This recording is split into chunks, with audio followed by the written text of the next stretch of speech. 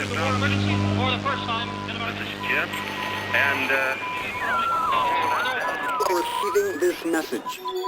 We are Ken Jennings and John Roderick. We speak to you from our present, which we can only assume is your distant past, the turbulent time that was the early 21st century. Fearing the great cataclysm that will surely befall our civilization, we began this monumental reference of strange and obscure human knowledge. These recordings represent our attempt to compile and preserve wonders and esoterica that would otherwise be lost. So whether you're listening from an advanced civilization or have just reinvented the technology to decrypt our transmissions, this is our legacy to you. This is our time capsule. This is the Omnibus.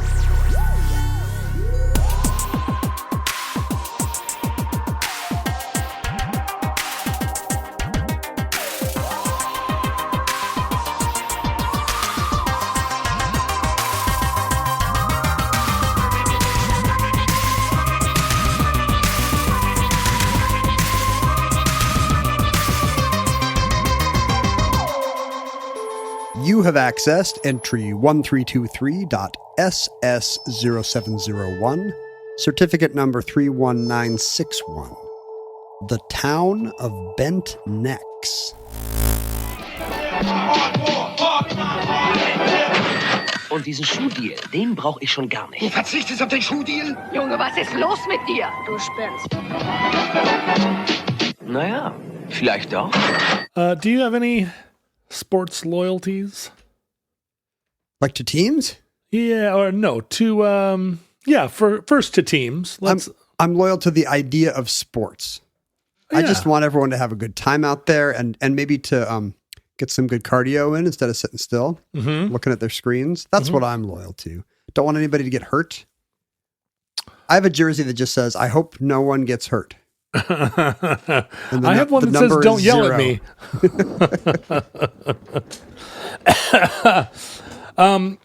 But what about style? What about sports style? We've talked before that I feel like you should not wear jerseys, sports jerseys, if you're not at a game or if you're not 5 years old. But how do you remember the tennis shoe wars of the late 80s, early 90s? Those were funny because they seem to be built largely on technology as much as aesthetics. You know, these are the sneakers that will have the gel in them that let you jump a little higher. These ones have the pump that will. Do you remember when sneakers had all these moving parts? Oh yeah. And so some of it was like, well, which ones do Jordan wear? Which ones do Penny wear or whatever? But it very quickly became, which ones have the latest space age polymers.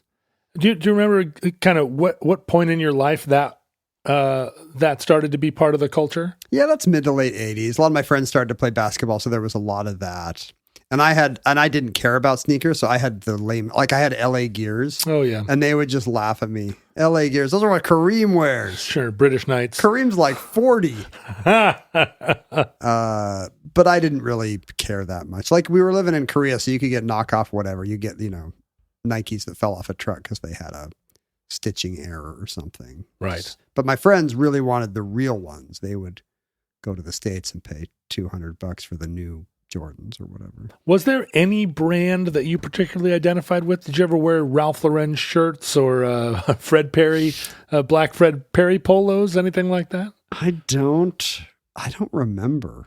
I don't think so. Well, even now, I mean, do you wear Levi's? Is there any brand that you're like, yep, that's the one. I don't have to think about it. I have some Levi's loyalty. I've got some pretty strong Uniqlo loyalty, but that's pretty new. More convenience than anything else. Yeah, cheap and basically sized for a perfect medium like you. One-stop shopping. I'm going to get some socks. I'm going to need a windbreaker and a suit and underpants. Exactly. Yeah. They have it all. They can do it all. And you never went through a Timberland phase or anything like that. I can't picture you in combat boots or really boots of any kind. Have you ever worn boots? I don't think I even had a pair of Doc Martens at the height of having a pair of Doc Martens. Mindy has a pair of Doc Martens still that have survived intact because, of course.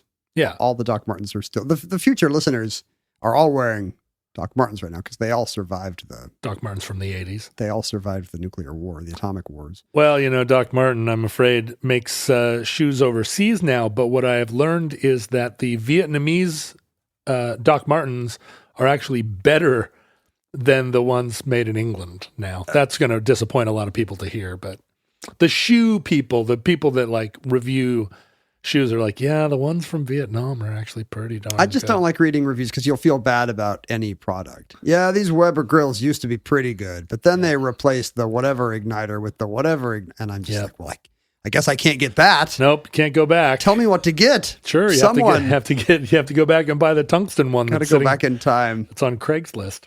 So no, but you do have a lot more brand awareness. I think a lot of it is that I have a philosophical objection to spending a lot of money on clothes. And honestly, it probably doesn't serve me well because maybe if I had just bought, if I buy one well-made shirt, that would last me longer than a cycle of three Uniqlo button downs. Yeah, the Uniqlo shirts start to pill after the third wash, and then the seams all come undone. They break down into their component elements while you're wearing it. Not to slag Uniqlo, but I have a lot of brand awareness because I buy my clothes at thrift stores. So you have to. Yeah, as part of that, as part of the challenge of wading through 600 shirts of completely different provenances, brands are one of the ways that you can kind of do a quick scan and go, oh, Uniqlo, I'm not going to linger here on this shirt because I know I can get it for $5 at the store.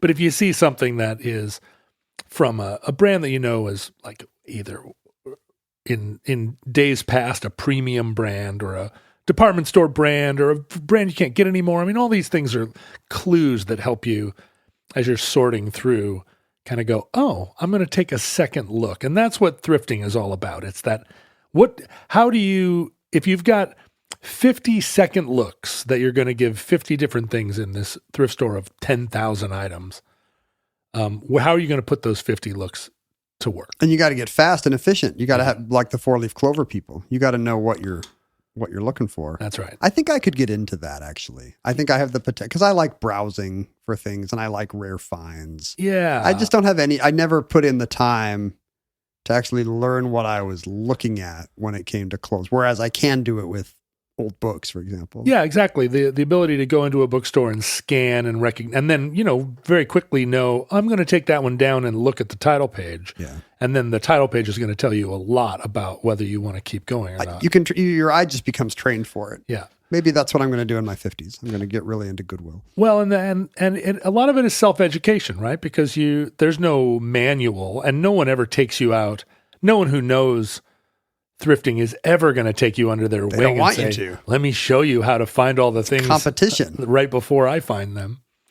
But yeah, you learn. And I've got brands that in a thrift store, I identify as like, oh, this is one of the brands that I search for. But that brand is still available today in real stores. You can buy them new, and I would never consider going into one of their stores and buying a new product. Well, you're getting it for a third the price. That's a lot less than that. But also the idea, like you were saying, that the old ones were made out of tungsten and these new ones are made out of aluminum.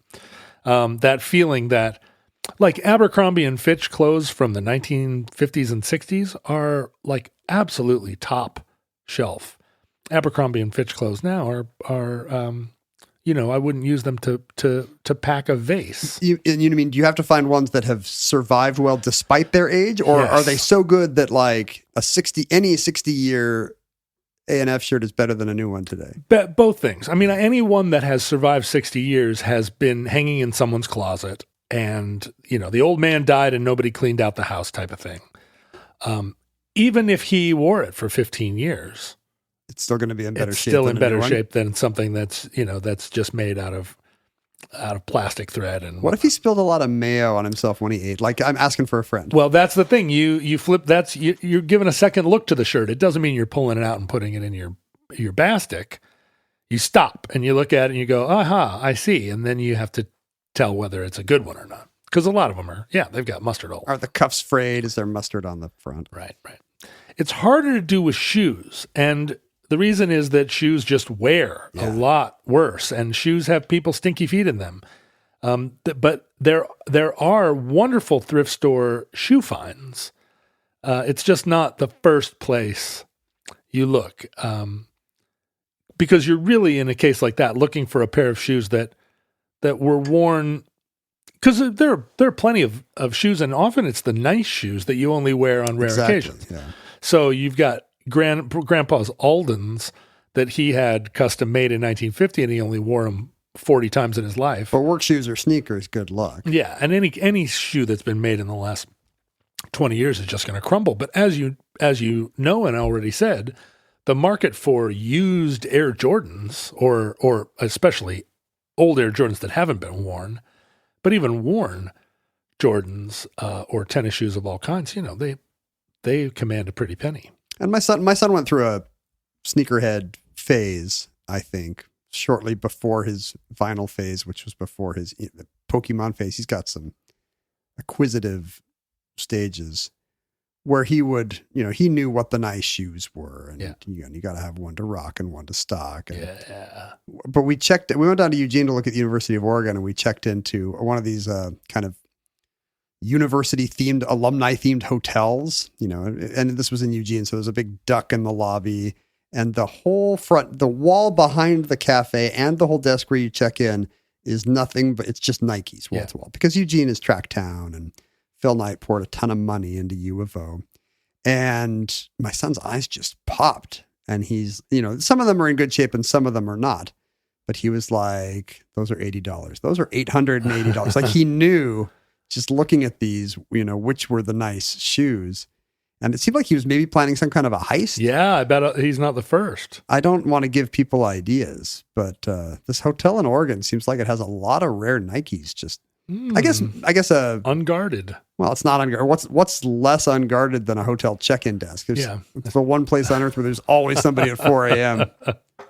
Yeah, but the person that's at the check-in desk at 4 a.m., are they willing to risk their life just to guard against the 15 tennis shoes getting stolen? You're pausing a guy with a Nixon mask and a gun. That's right. I want to come in from the ceiling into an empty room, replace all the shoes with like clever counterfeits from my Korean childhood, and be gone before anyone even knows. Like 20 years go by before they find out there was a heist. You're just sneaking under those lasers in your super tight yoga pants. I'm Catherine Zeta-Jonesing under lasers. Maybe that's what I should have done. I should have had some really high maintenance problem at the desk about how the pillows in the room are too soft. One's too soft and too hard. And meanwhile, Dylan's sidling under and getting the nice Jordans. I remember, I was in high school, junior high and high school, before the big sneaker craze, but sneakers were definitely on everybody's radar at that point. And part of it, I think my first awareness was the rise of Nike. It's got to be Nike in America, because we're from the Northwest, and Nike is a Portland, Oregon company. And just the arrival of Nike on the scene and its transition, or its evolution from, and really quick evolution from being just a kind of shoe that was being made on a waffle iron by a kook to being a global phenomenon. It was pretty exciting, because the Northwest was only known for lumber, fish, and airplanes. Suicide. And Portland was known for just lumber. It didn't even have fish or airplanes. It didn't even have a suicide yet. So do you mean suicide in the sense of all the pops put together at the roller rink? Yeah, that's right. Yeah. I'm going to mix a suicide. Yeah. We should talk about that someday, a graveyard /suicide / whatever the regional name you had it. I didn't know there were regional names. Yeah, it's one of those. But they're all death related? Yeah, it's a little ominous. It's one of the identifiers. Because what a way to go, right? Eating root beer that tastes like grape soda. But in Atlanta, they still call it Coke. It's what kind of Coke? Graveyard Coke. Graveyard Coke. But so Nikes became very fashionable. But I was the youngest boy in a tennis family, so I inherited a lot of Rod Lavers and sort of Adidas tennis shoes. And they were called tennis shoes. My mom still calls them tennis shoes. Or tenny runners. Tennies. Tennies. We laughed at my mom when she said tennies. Tenny runners, I guess, are tennis shoes that you can also run in, because running was a new fad. Nike had not yet invented the running shoe, which is funny for anybody younger than Gen X to understand. Or in a weird way, invent running right, as a thing that you would go do. Now that I've got these space age NASA shoes, I guess I I guess I could get over there a lot faster. I mean, unless you were a British prep school student that was running on a beach in order to beat the 4-minute mile, why else would you go running? Yeah. I guess Americans were still eating a diet of that kept us like a jerky-like toughness. Yeah, pork. And it wasn't until we got enough high fructose corn syrup into our diet, probably from all the suicides at the roller rink, that we had to invent running. Yeah, it was a fitness craze of the 70s, and Nike capitalized on it. But it was not until I was a freshman in high school that Nikes, those original sort of white Nikes with a red swoosh, became the shoe to have. And my mom would not pay the $80 or whatever they were. All moms thought that was insane. Insane money. And so she bought me the Stadia version at the Shoe Locker. That was your version of the LA Gears. And it was before the Sports Locker. It was before, bought your sports equipment at either a sports store or the department store. Go to Montgomery Ward to get you some tennies. I had the white shoes with the little red whale that kind of looked like an upside down stripe, and it was not cutting it. You got to run fast enough that people think it might be a swoosh or an Adidas stripe. Right. And I did not run that fast. But the Nikes really dominated in those early days of high school. I remember Reebok even being like kind of looked down upon. Yeah. Because it was not, I'm a little younger than you. Those were not Nikes.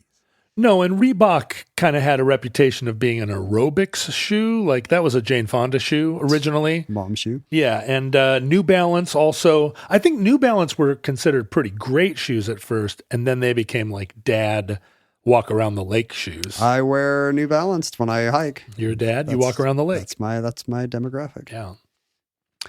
But when Adidas really arrived on the scene in my high school life, was with the I guess simultaneous arrival of Run DMC, and Run DMC's real identification with Adidas shoes. They mentioned them in their tunes. They were a major part of their onstage costume. Run DMC dressed all in black with black Homburg hats, and then white Adidas with black stripes, often with no shoelaces. And it was such an impact. The way they talked about the shoes as though it was without Adidas on, Run DMC wouldn't take the stage.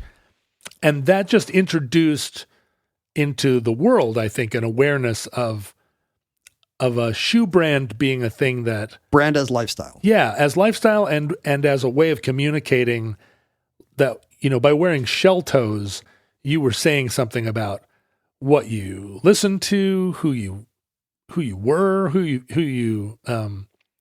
it was a kind of colors, right? It was, I wanted to confirm this. I thought that My Adidas was a single for them, and it was. My Adidas. It's a rallying cry. It was, and it was, and it began a whole association of shoes with hip hop. Probably came out of b-boy culture already. Right. Breakdancing. Originally hip hop had no kind of fashion component. It was, it was about turf, and it was about like a style of rhyme. Yeah, lyrical dexterity. But then, the shoes added this whole other element to it. I remember wearing Timberlands a lot growing up and they were kind of just like waffle stomper or boat shoes. But then Timberlands became a big like fashion item in hip hop, and also like they were. I was in Europe one time, and Timberlands were everywhere. Just Timberland brand was used as it almost looked like a dollar sign the way it was used. Like people would sign their checks with like their name and then the Timberland logo. It was pretty weird. Can you imagine Run DMC's eyes just popping out of their heads when they first got their first box of free merch from Adidas? I know. Because Adidas must have hooked those guys up once they realized how much product they were moving. When we were on tour, we actually got invited to invited after hours to the Doc Martens store and told, go around the store and take any 2 pairs of docks that you want. This pays for itself. Musicians wearing our stuff. That's right. You guys are on rock and roll on tour. So here you go. Pretty nice. There's nothing better than swag. Really nothing better. Not a happy marriage. Not when your team wins the Super Bowl. Swag. But it's got to be good. Bag of free stuff. Isn't most of the free stuff honestly, most of the free stuff I get, I immediately just think, what am I going to do with this? Well, yeah, because you get all the fleece jackets that are branded with whatever tech company you're speaking in front of. I think as you move further up in show business, like if you go to the Oscars, the swag bags are like, would you like a Rolex? Would you like these, $2,500 shoes? Figures. Not at that level. The people who need it the least. It should go the other way around. The swag should be the worst at the highest levels. That should be all the trade show stuff. Like, would you like a ballpoint pen that says the Oscars? Yeah. Meanwhile, at Bonnaroo, they're giving all the bands Rolexes. Exactly. That'd be nice. That would be nice. Well, so the rise of Nike was had a pretty profound effect on like the sports clothes, sports gear universe. And Nike responded to the Adidas kind of hip hop connection by really making a strong connection culturally through basketball and through various other means to become kind of the dominant shoe of the sneaker collector universe. Spike Lee did it. Thank you, Spike. That's right. It's got to be the shoes. He was right. But and so Nike now is the global leader in sports apparel, the largest sports apparel company by far. But until the 1980s, that wasn't true. And the second place sports apparel company in the world and the largest in Europe is Adidas or Adidas. Adidas. They say it that way because it was named for Adi Dassler. He for some reason after World War II, a lot of Adolfs went by Adi. Yeah, well, Adi Dassler always went by Adi. It was a family nickname. Oh, is that true? Yeah. And Adi Dassler was the youngest of 4 kids, born to a cobbler and his wife, who was a laundress. Cobbler. Who lived in Franconia, kind of like near to Bavaria in southern Germany. We should still have cobblers. Yeah. Well, Phil Knight is a cobbler. There were a couple of cobblers still in Seattle until very recently, and one of them got displaced up on Capitol Hill by the Uncle Ike's pot store. And there was such community outcry that, there were 2 competing pot stores across the street from one another. And one of them was going to kick out the old cobbler guy who was the son of the original cobbler guy. And I used to take my shoes to him. His store was just a mess. You couldn't believe that he could find anything. But he always fixed my shoes and did a great job because I would buy shoes at thrift stores that needed to be resold. I guess, yeah, that's one corollary of everything getting junkier is the economy doesn't make sense to pay people to repair them anymore. Yeah, that's right. And that's the wonderful thing about buying a pair of shoes that are, like some Cordovan shell shoes. They'll last you for another 100 years if you put soles on them. You were keeping that guy in business. But Uncle Ike's pot shop, I think, made a little corner inside the marijuana store where this guy continues to repair shoes. Oh, really? As a kind of gesture to the community. Maybe now at a much slower speed. Yeah, or a much more irie speed. But Adi was the youngest of 4 kids who were, their parents were Christoph and Pauline Dassler, and their 4 children were Fritz, born in 1892, Marie, born in 1894, Rudy, short for Rudolph, born in 1898, and then Adi, born short for Adolf, born in 1900. They all dropped their Alfs. They dropped the Alf, and that was a popular move, I think, even before the war. Adolf Hitler calling himself Adolf, it was very formal. Yeah, he should have gone by Adi. They might have won the war. Adi Hitler. They're living in Herzogenaurach, Germany. That doesn't seem very likely. Herzogenaurach. Do you think if you live in a place with a 5-syllable name, do you ever say it, or do you think they just say round here? I bet they say Herzi or Herzo. We'll Here in- probably here hear in from Hinto. we'll probably hear from someone who will tell us. Herzogen Arak is the name of the town, and this will come up a lot because Okay. Herzogen Arak. I'm so excited to say this a lot. Herzogen Arak is it ends up being the site of most of the rest of our story. The titular town of our tale. So the original Christoph kind of taught himself cobbling because his original profession, which was textiles, had kind of fallen out of favor in this region. They weren't a big textile manufacturer anymore, but shoes started to become it became a center of shoe manufacture. Shoe, I guess in the 19th century, manufacture is probably a little bit of a big word. Shoes were still handmade and stitching them. Yeah, custom made. But Christoph taught himself how to make shoes, and his wife took in laundry. And from an early age, Adi, the youngest, was kind of a sports-oriented kid. He liked to play all the different games. And watching his father make shoes, he just was kind of inspired to suggest innovations like, this would be much better for football if you put a little thing over the top. And his dad's making shoes for a living.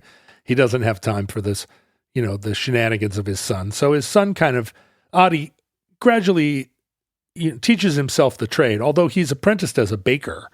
And it never showed any interest in baking. It's a different kind of cobbler. That's right. A delicious cobbler. But he kind of teaches himself the shoemaking trade and is playful with it. And he doesn't even think of it as a trade. I think he was resigned to baking, but he's building shoes for himself. Because it's a hobby. Yeah, for his own kind of sporty, like, what if I put, this, that, and the other on top of these shoes? What if I strapped them down? What if I laced them this way or stitched them that way? And so he was, always kind of innovating with footwear. And his other siblings didn't really take any interest in it, but it wasn't until around World War I when the older two siblings, Fritz and Rudy, got conscripted into the army. And of course, as we know, Germany lost. Adi went into the army right at the end. Didn't really see action. But they came back to their town, and there was an incredible famine of, not only of food, but of supplies. There was no leather available. There were no raw materials available at all. Right. And at this point, Adi kind of makes the decision to leave baking behind, and at the age of 19, starts a shoemaking company. And he's making shoes with found materials. He's basically taking the leather out of discarded military equipment. He's using rubber from old tires, and he's stitching together shoes. And he starts a company that is specifically making sports shoes. If you can think about like organized sports in the pretty new, right? 1919. Yeah, these would have been, sports were either a distraction for the well-to-do or the kind of hard scrabble street sports, but there wasn't, a culture of sports in the same way. It was an aristocratic thing. There was mountain climbing, and then there was everything else. Mountain climbing didn't even really exist in the same way, unless you were... What would they have been playing? Tennis? Soccer. They were already playing soccer? Yeah, tennis, soccer, I guess. Like cat kicking, I think, was big at the time. His company was called Sportfabrik Gebrüder Dassler. Mm-hmm. And it was they shortened it to GEDA. And he started making shoes. And at that point, his brother Rudy, his older brother, older by 2 years, joined the company, and the two of them kind of, burbled along making shoes, and again spending time with Adi as the creator and Rudy as the salesman, trying to get their shoes into the hands of people that were playing sport as making sort of innovative shoes out of different kinds of material. It's funny. There's a Wozniak and a Jobs already. There's like one of them who knows the product, and the other one who's into the relationship. Yeah, the engineer and the salesman. And they partner with a local metalsmith, and they get him to make little spikes that they attach to the bottom of the shoes. And they're the first football shoe. They're the first spikes. They invented those cleats, huh? Yeah, the first cleats, basically. But it's really in the 1930s where they start to kick into gear. And that's where Adolf Hitler really comes into the picture, because the brothers recognize in the rise of the Nazis that there is a new focus, a new emphasis on sport as a way of the young, fit Aryan youth. That's right. That's the future of Germany. Expressing your nationalism through like this hale and hearty, pink-cheeked sport. And so both brothers joined the Nazi party in the very early 30s, so only weeks after Hitler is released from prison. Yikes. And they partner with the Hitler Youth and began making sports shoes and basically profiting from the Nazi interest in health and outdoorsmanship. I wonder if they're holding their nose, like a lot of, it's not like German liberals at the time didn't know what Hitler was, or are these guys like true believers, like this is the way forward for the country? Are they hopeful, or are they just trying to sell more exercise gear? Well, this comes up a lot later, after the war in particular, because this gets adjudicated a lot, and it was a big feature at the end of the war in the Truth and Reconciliation around Nuremberg trials, where the U.S. Army and the Allied attempt to bring Nazis to justice meant that there were all these, local tribunals on these topics, but also the Americans pretty quickly realized that if they were going to prosecute every Nazi in Germany, manufacturer, it wasn't going to work, and so part of the Marshall Plan was to exonerate a lot of people that maybe should have done a little bit more in terms of reparation for their crimes. But the sense is that that this was, and certainly the story that Adi told later was that, yes, it was just a matter of expedience. He never was a true believer. It was good business. Michael, it was only business. Right. But they, and there's some evidence in the sense that as he tried to get his shoes into the hands of sports people, Adi recognized, and Rudolph recognized, I think, as the marketer, that the 1936 Olympics were going to be an incredible opportunity for them to get their shoes in front of the world. And they should have put him on Jesse Owens, it turned out. And they did put him on Jesse Owens. Oh, is that right? Yeah, they went to Jesse Owens and as far as the story goes, silently handed him a pair of their sort of revolutionary Geda shoes. And Jesse Owens wore them to victory. I mean, I guess that's pretty good evidence that they're really just more interested in advancing their own business than they actually were in Nazi ideology. If they're okay with everybody having the same shoes. Yeah. You kind of, I mean, it was, it came into play after the war. The fact that they had supplied shoes to Jesse Owens, because it was a mitigating. A true believer would have kept their shoes just for the Aryan team. Yeah, exactly. Right. And somehow sneaking over and handing them to Jesse Owens didn't attract the attention of Hitler until after the fact. Adi was as part of his interest in making shoes as a hobbyist and as an enthusiast, he actually went to the Footwear Technical College in Germany, which The FTC? which was in Germany it's called the Schuhfachschule. Huh. So Schuhfachschule. There's like a national how to make shoes school. There was, and he one of his teachers was a man by the name of Franz Marz, and he was an expert in the construction of lasts, which are the kind of wood models that you build a shoe around. And Franz's daughter, Kathy, how do you pronounce that in German? Katja? Maybe short for Katarina. So it probably is Kata. It's Katja. Katja became Adi's wife in 1934. And she was, by all accounts, an outspoken and undaunted young woman. She was just a teenager when they married.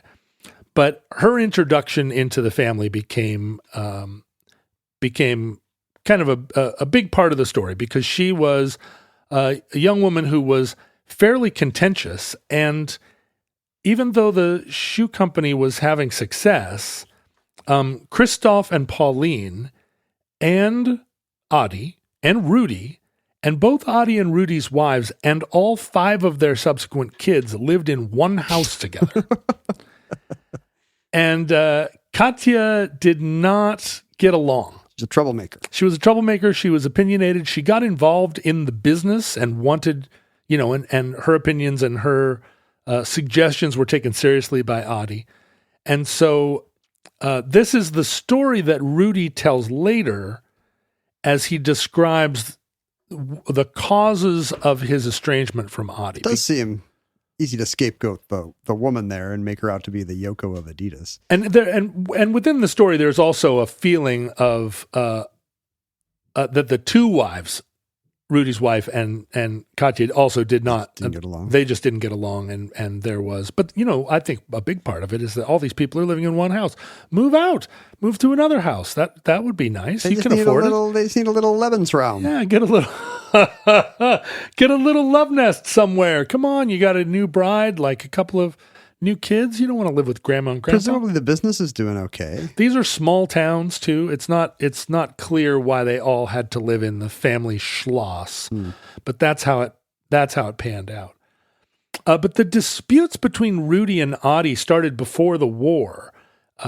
There was your brother joined us at a baseball game the other day, and he seemed like a sweet guy. He was in town with us. He's probably listening to this right now. So, do you and your brother have any kind of? Can you imagine a situation where you and he would become estranged? Is he somebody who would bring something?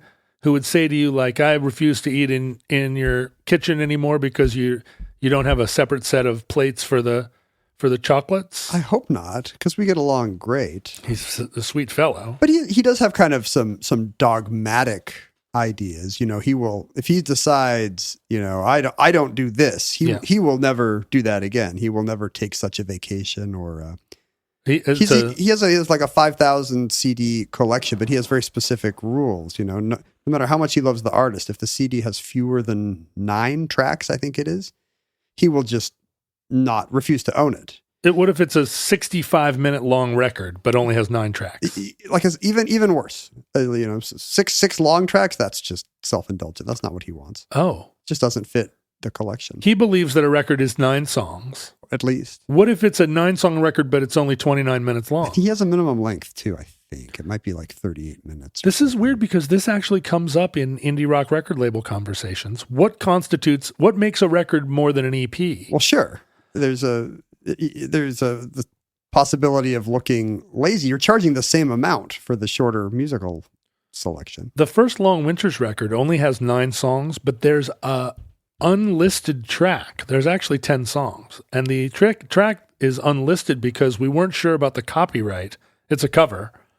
We weren't sure who held the copyright, and we didn't want to deal with it, so we just put it on there without any attribution. And so it's a 10-song record, but your brother would have looked at it on the shelf and thought it was a 9-song record. No, he would know. Yeah, that's right. He has an encyclopedic knowledge of indie rock. So but you don't think he would stop being your friend or become estranged from you if you were like, I have a record collection of only If I 29 bought minute records. a Roxy Music album that only had 32 minutes of music on Yeah. it. Yeah. No, he would overlook that. We actually we get along great. We have a lot of interests in common, so it's never, there's nothing strained between us. But I can see how family members do fall out. Especially when they're inflexible. When one makes it just a kind of a rule of life that I'm not going to put up with your crap anymore. And for many people, that's a healthy decision. Right.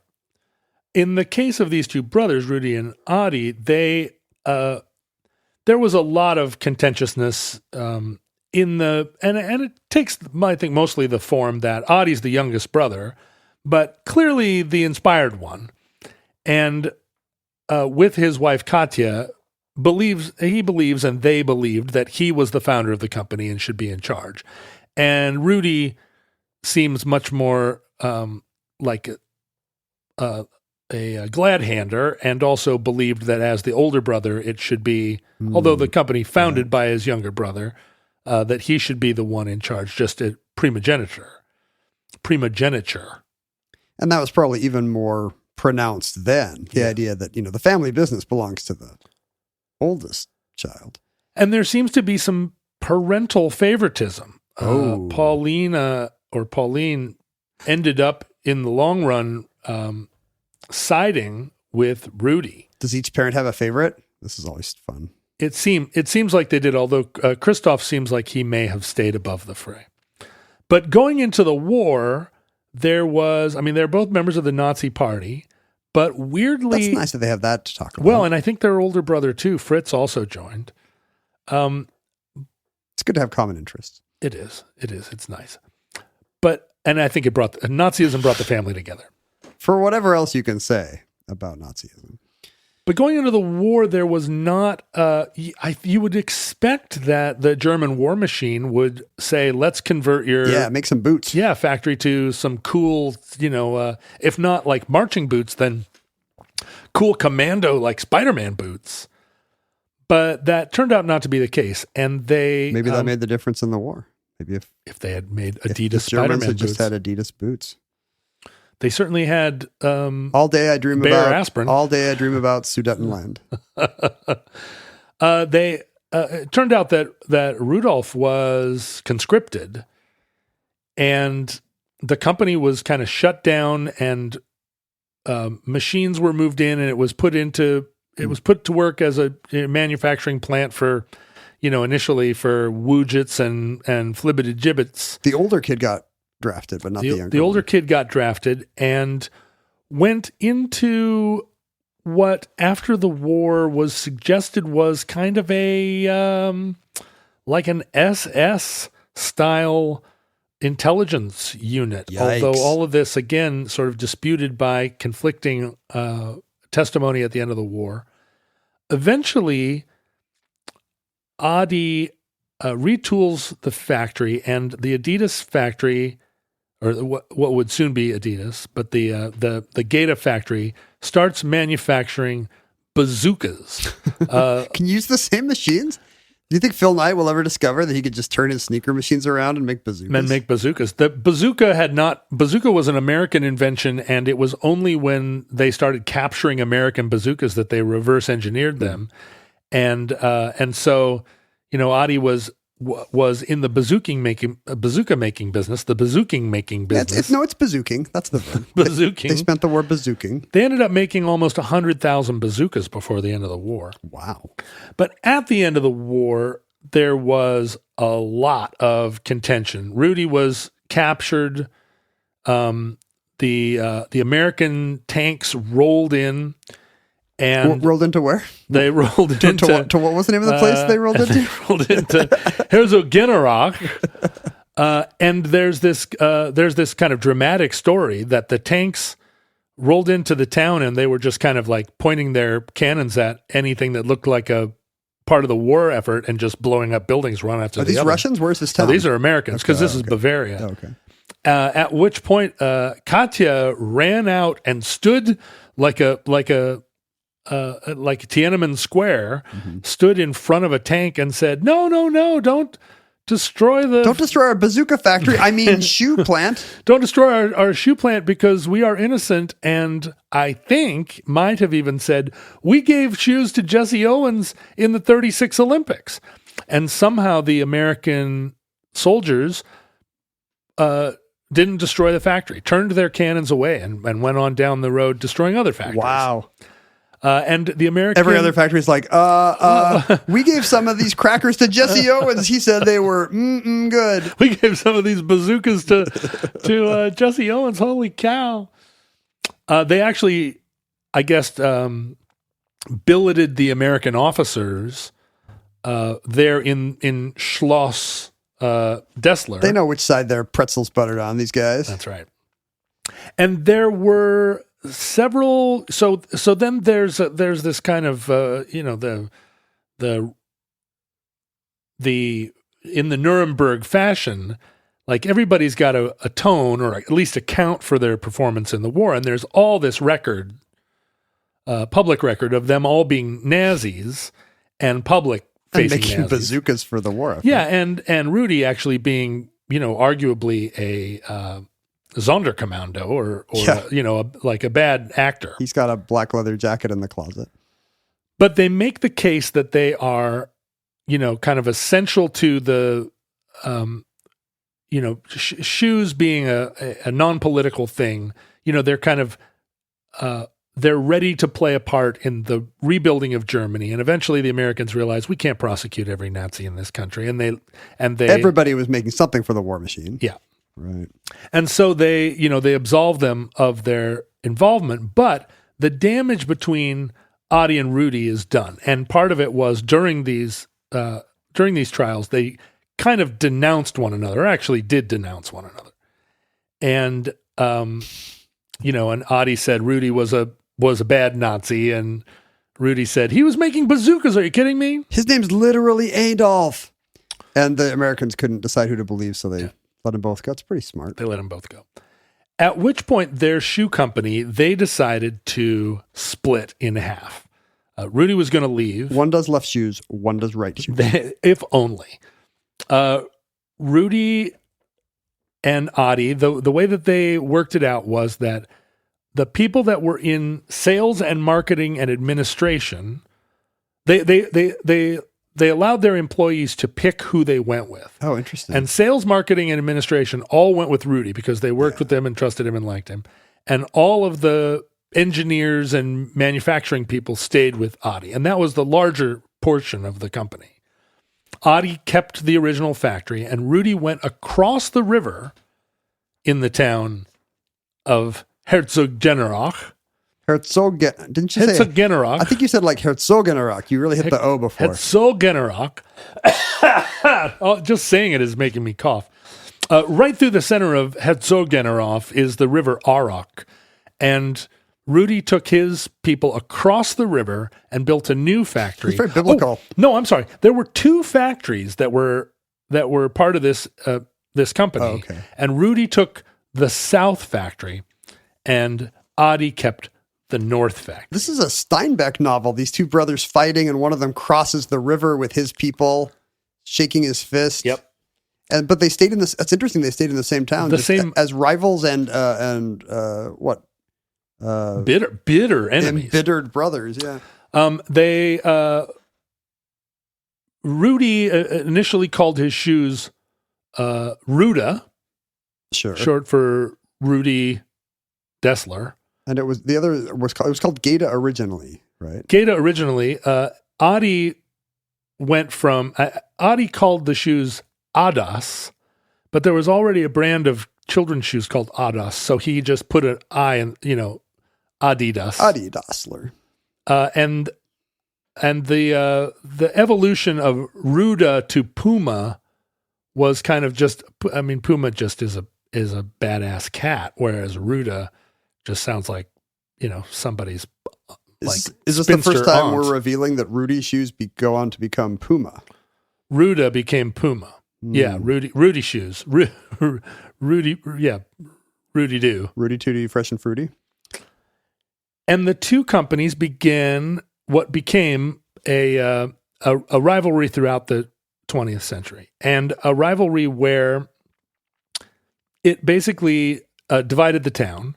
Anyone who lived on the south side of town also worked in Rudy's factory and only wore Puma shoes, and anyone who lived north of the river worked north of the river and wore Adidas. This is insane. It's a company town, but it's divided between two companies that are just totally estranged and hate each other. And it was a not just a neighborhood thing, but a family thing. If your father worked for Adidas, you worked for Adidas. It never would occur to you to wear a Puma shoe. If there are people that that said that you would never mention the name of the rival across the river. Oh, you can't even say it. And the town became nicknamed the town of bent necks because the first thing you did was look at someone's shoes, and that would tell you everything about them. It is literally gang colors. Yeah.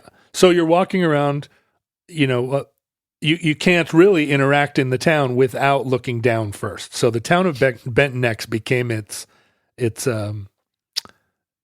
nickname, and I think only recently it stopped being kind of known that way in the region. Their success throughout the 50s and 60s was very connected to sport. The first World Cup after the war, the Germans weren't allowed to participate in. In 1950, there was still, Germany was still an occupied country. You did a very naughty genocide. You cannot be in the World Cup. You're not allowed to play football.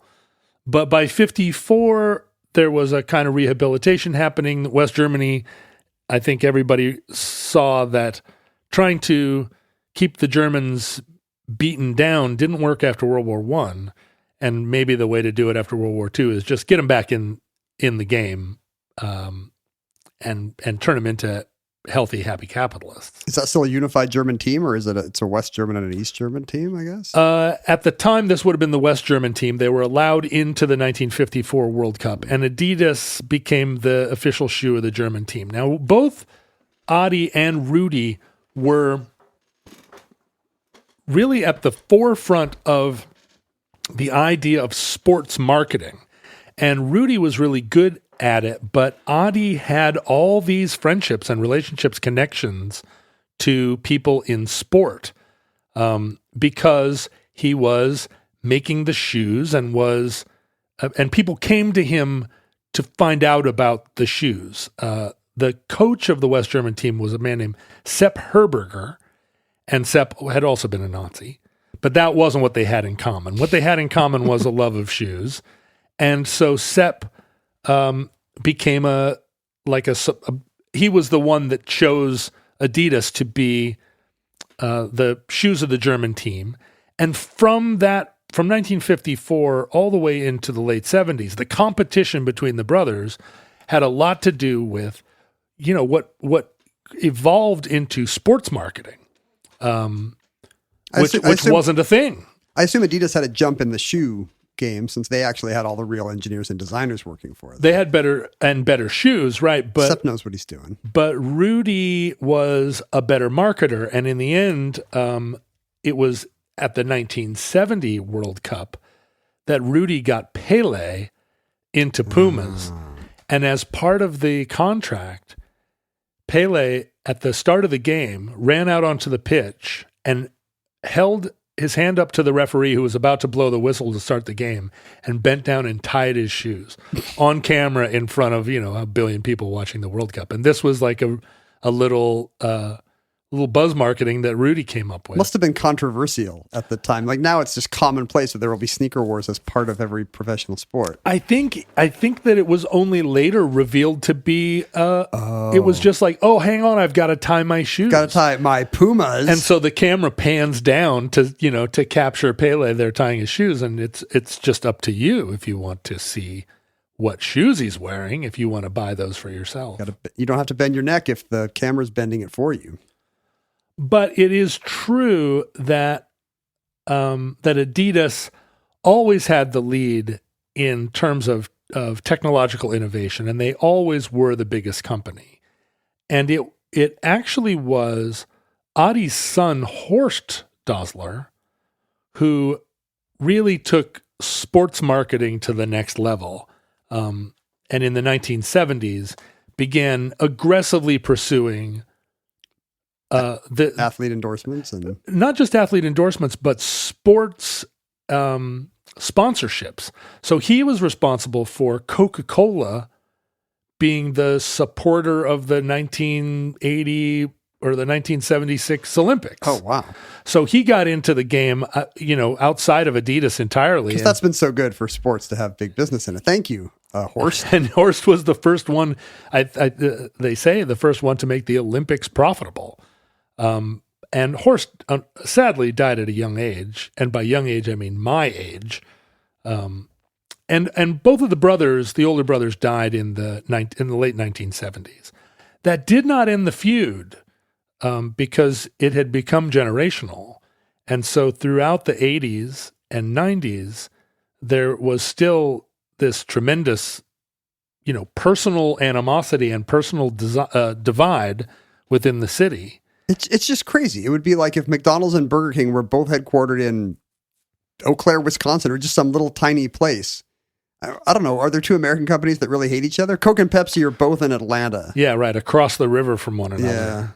Yeah. Adidas did build a big factory plant in Portland, Oregon, and their headquarters is just either right up or right down the hill from Nike. That happens a lot. Like down the hill. You see it in Seattle with all the big tech companies just wanting to fire a shot across Amazon's belt. We're not going to not have an office in Seattle. So Google and whoever will put in offices just right next to Amazon as if to say, we're here too. We're here too. We're going to we're going to make the Vivace coffee as crowded as possible so you can enjoy it. The 3-stripe logo was, I think, a big part of how Adidas was instantly recognizable, everywhere they appeared. Where did the stripe start? The stripe logo actually, I think Adidas came up with it, or Adi came up with it independently, but it actually had been patented by the Finnish sports company Karhu, which you still see. Their logo now is like a bear on the prowl, and they make all kinds of sports gear. But they had the copyright on, or the trademark of the 3 stripes, and Adidas bought it from them, kind of like Manhattan Island. They gave them some beads and 2 bottles of aquavit. Was that kind of their invention, like an easy to recognize logo on athletic gear? I mean, they make shoes too, and I think that the Adidas stripes came about as a result of there were already straps in those locations, and Adi was like, "Well, why don't we make the straps a different color and people will be able to see it?" And it was only when they discovered that that copyright was already held. It's so funny that it would have to be, of course it makes sense. Most kinds of shoes to this day do not have big logos on them. When I wear a pair of loafers, it doesn't have a big business school designed logo on the side. Right. But you could have a pair of loafers that had a different, like a signature color of laces. Sure. The yellow laces of Preppy Loafer Company. It just seems so crazy to imagine a world where athletic shoes did not have some huge instantly identifiable symbol or color scheme. What's nuts about Herzogenaurach, we'll just say it differently every time, and then no one can complain, is that the whole town was branded this way. The manhole covers on either side had the logos on it. This seems like they're almost embracing it as kind of a fun local oddity. It would have been great if it was fun, but it wasn't fun. It was like Northern Ireland, Southern Ireland. So it's like it was Belfastian to put a different symbol on different utilities. Yeah, they sponsored 2 separate football clubs from the town, and it was only in the 90s. And I think they credited the IPO. Adidas only had an IPO in 1995, and that was the end of family control of the company. Yeah. There were certainly Desslers still involved, and they were the grandchildren of the Desslers who had grown up not knowing their cousins, not allowed to fraternize, never having met them. But gradually, with the passings of the generations and the fact that both companies became massive global conglomerates. At present, Adidas has 57,000 employees and 21 billion euros a year. in earnings. Puma employs 13,000 people and has 5.5 billion euros in revenue. But they're all still headquartered just a few miles from each other? Headquartered literally across the river from one another. Now, it's still true that everyone in the town wears one or the other. You would almost never find anyone that wore clothes across that crossed the stream, except now it's considered good-natured. Except the mayor, a man interestingly named German Hawker. German Hawker? German Hawker is the mayor. It's a little on the nose. He makes a point, although he grew up, I think, in Puma, on the Puma side, he makes a point to always wear an item from both companies whenever he does a public appearance as a way of, bringing peace to the valley. Is there a version of that here on the Omnibus between the two of us? Is there a way that someone could express? Because there's a lot of fan loyalty. People are Ken fans, people are John fans, although futurelings tend to be pretty ecumenical. Yeah, they can ecumenic all day. Is there a way that a futureling could heal the wounds by wearing an item that was identifiable with each of us? Yeah, you could wear like a Filson. Wait, do they make flannel stuff? They just make leather goods. No, they make flannel. You could stuff, wear a yes. Filson shirt with a pocket protector in it, and that's how you bring the peace back to Omnibus. And that concludes the town of Bent Necks. Entry 1323.SS0701. Oh, SS. I didn't even notice how weird. appropriate that was. Certificate number 31961 in the Omnibus. Now, as you know, probably you've heard this before. In your time, global information networks have collapsed, but we lived on ours. I'll tell you what. I once did, but not now. I hated to look up from my screen and see what was going on in real life. I was a real screenager, as we say. Lol. Did you see my new phone? It's as big as a paperback book. Look at that thing. I don't like the big phones. No, I keep buying the smallest phone Apple makes, and they keep making the smallest phone bigger and bigger. I know. Well, I'm a big man, and I watch a lot of porn, so yeah, I'm going to have the big phone, sure. Yeah, if you want to show your allegiance to John, just buy the t-shirt that says, I'm a big man and I watch a lot of porn. You can wear that everywhere. You can wear that to church. As a result, in our time, we were at the Omnibus Project on Twitter and elsewhere. I'm at Ken Jennings. John is at John Roderick. That's principally on his own Patreon. The real Patreon, the one true Omnibus Patreon, you can find at patreon.com/Omnibus Project. If you enjoy the show and wish to support it, the show only exists through the devotion and generosity of a small coterie of listeners, maybe one in 20 or 1 in 25. There's some room to grow there. There is a lot of room to grow, and I think when we talk about the Patreon, we're communicating to that group that's on the fence, that group that feels like I've been meaning to support Ken and John on Patreon, but I haven't gotten around to it. Or we're not talking to you who already support. Yep, we love you. We're not talking to you who have already decided not to because you're awful freeloaders. Yeah, we're hoping to reach that. We're reaching the swing voter. Yeah, the soft middle who says, I just have never gotten around to that, or it seems hard to sign up. Or I always hear them talking about it on the show, but then when I'm in front of a computer, I forget. Yeah, I could give them $5 a month. What is that? That's hardly anything. I spend more than that on gum. And I get a lot more enjoyment out of Omnibus than I do out of a piece of gum, let me tell you. Well, for you. A piece of gum costs less than $5 a month. It would have to be the joint, the aggregate happiness you get from all your monthly gum chewing, which could total upwards of $5, I'm sure. But how good can that be? Like if you total each stick of gum you chew, it's still a pretty mild pleasure. Nothing like the deep insights and belly laughs that come from each and every hour of Omnibus. You can, go to patreon.com/Omnibus Project and acquaint yourself with some of the benefits that come with membership. You can find other like-minded listeners by searching for the Futurelings on Facebook and Reddit and elsewhere. You can email us your objections to anything we said about National Socialism, which we oppose. Send that to the Omnibus Project at gmail.com. I will clarify by responding to all of these objections by saying, John and I, in fact, oppose National Socialism. We are against Nazism, not just now, but since the dawn of the show. Even before. What about the fashion? Do you like the long coats? No. We don't like anything about them. No, there's nothing. I can't support any. That's why I don't wear Hugo Boss. We don't like Volkswagen. I never take. We don't like Adidas aspirin. or Puma. Nope. I only wear American shoes. We don't like Siemens. No. We do not like them on a train. We do not like them on a plane.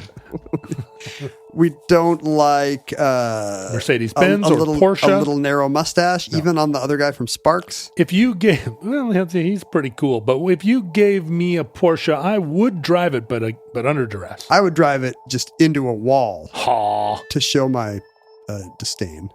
No, for its fine German workmanship. But I very much support the great works of the nation of West Germany and now the unified Deutschland, where there's no one really alive anymore that was a Nazi, or hardly any, and everyone else is newly born. You can't cast Christopher Plummer or Max von Sydow in your movies anymore to play the old Nazi guy, because not only are they dead, all the old Nazis would be dead. That's right. So you have to. Your new movie has to have the sons of Uruguayan Nazis. And sure, we could write that screenplay in an hour. Or depressingly, any of the modern white supremacist options. Yeah, right. Anybody that listens to political talk radio.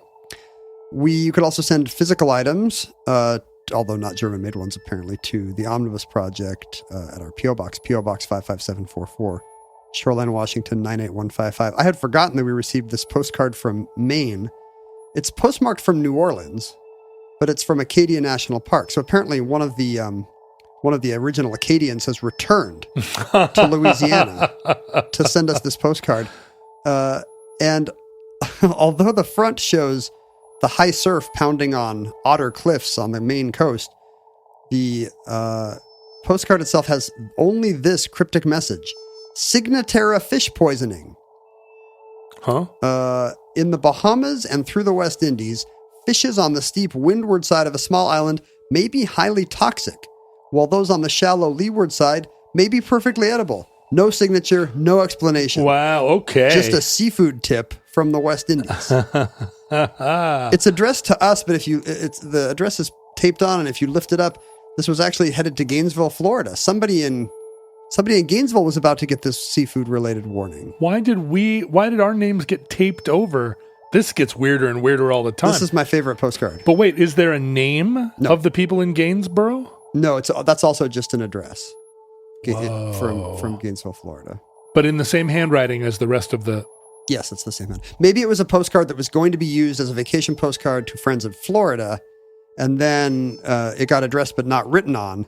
And when it got repurposed as an omnibus postcard, it needed this little leaflet taped on the top. Does it look like it's been canceled by the post office, not canceled by Twitter, more than once? Is it possible that this was sent a long time ago and someone has repurposed it? I think it's only been canceled once. Wow. Just like me. Just like so many of us. Just like you. That's right. Maybe that's a suggestion for a show on why you should only eat fish from the from the leeward sides of the Caribbean, of the Antilles. I'm not sure. But thank you, anonymous sender. Please let us know. Let us know we would love to credit you for sending us this mysterious postcard. Futurelings, from our vantage point in your distant past, we have no idea how long our civilization survived. We hope and pray that the catastrophe we fear may never come. But if the worst comes soon, this recording, like all our recordings, may have been our final word. If Providence allows, we hope to be back with you soon for another entry in the Omnibus.